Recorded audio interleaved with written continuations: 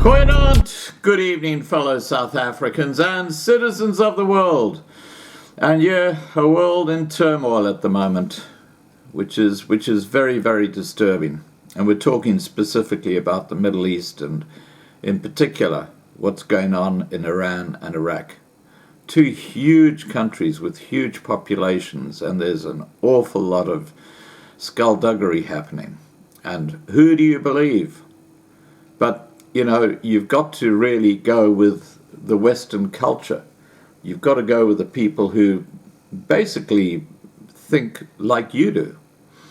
And what's happening now in Iraq, for example, is that amid the growing security threats in the Middle East, which analysts fear will soon result in bloody direct combat, the government has announced that it is ready to evacuate South African nationals who want to get out of Iraq. The readiness was announced by the Department of International Relations and Cooperation, or Dirco, after the US killed Iranian Islamic Revolutionary Guards Corps commander Major General Qasem Soleimani on Friday in Baghdad. The killing has stirred political tensions, with some Middle East news outlets such as Al Jazeera reporting on Sunday that Iran's supreme leader, Ayatollah al-Khamenei, had warned a harsh retaliation is waiting. Iran's state-owned international news channel, Press TV, reported that hundreds of thousands of people attended Soleimani's funeral, shouting "Death to America" and "Death to Israel." There were also reports that armed groups sympathetic to Iran had vowed to fight back, going as far as ordering Iraqi forces to move away from the US Army bases, so they were not caught up in the crossfire when they strike US bases, which were established in the region in 2003, when America invaded the oil-rich company to topple Saddam Hussein.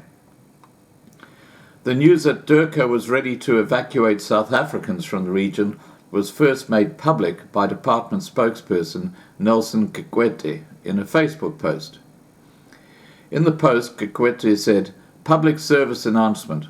South African citizens caught up in a situation in Iraq and need dire assistance must contact Dirco," and then gives a number.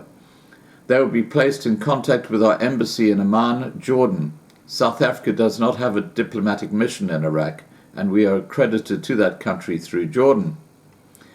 Giving more details, International Relations and Cooperations Minister Naledi Pandor's spokesperson, Lunga Nkwelengele, said the exact number of South Africans in Iraq was unknown, but maintained that the department would release the figures as soon as they were verified. Nkwelengele added that South Africa has embassies in 125 countries across the world, and part of their responsibilities was to assist South Africans in distress while outside their home country. He said, "The kind of assistance our officers render vary from one situation to another, including on individual persons. It would be difficult to be specific in terms of timeframes. The obligation is on individuals to inform us when they travel abroad. Unfortunately, not everyone informs us. It isn't Dirco's responsibility to keep track of the numbers of people traveling abroad. Home Affairs does through emigration," he said. Well, we know what Home Affairs is like. We had a video up about that earlier today.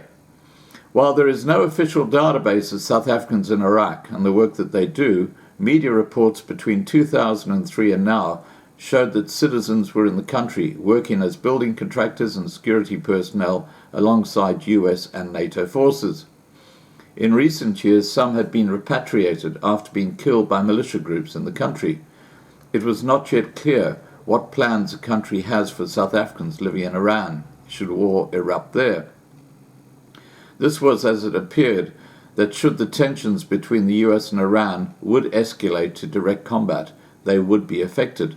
On Sunday, US President Donald Trump took to Twitter to announce that should Iran attack US interests, the US would hit back by attacking 52 sites that they have already identified as critical to the Islamic Republic. In Iran, the biggest employer of South Africans is MTN, Iron Cell, which is owned by the Johannesburg Stock Exchange listed group MTN Group, a South African conglomerate with operations in volatile Afghanistan. And of course we know that the President, Cyril Ramaphosa, is a major shareholder in MTN through triple B, double E, also known as black privilege. All right, guys, please remember to subscribe to get kept informed. Ring the bell for the updates. Please like this video. Please share this video. And above all, stay safe.